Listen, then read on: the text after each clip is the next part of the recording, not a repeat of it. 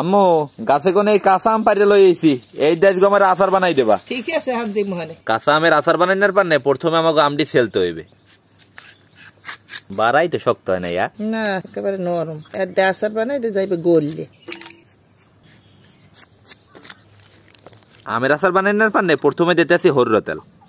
তেল গরম হয়ে গেছে, এখন কাটা আম দিম, নুন, হলদির গুঁড়ি, এখন দেবো চিনি, মেন না পাঁচফোড়ন আর টালামরিচের গুঁড়ি। বানানো হয়ে গেছে আমাকে কাঁচা আমের মিষ্টি আচার। আম্মু এখন উঠাই হেলাও। দেখছেন, দেখতে অনেক লোভনীয় লাগতে আছে না? কাঁচা আমের মিষ্টি আচার একটু খাইয়ে দেই যে কেমন হয়েছে। বিসমিল্লাহ। সেই সেই সেই। এবছর কাঁচা আমের আচার কেরা কেরা খাইছেন জানাইতে গেলাম বলবেন না।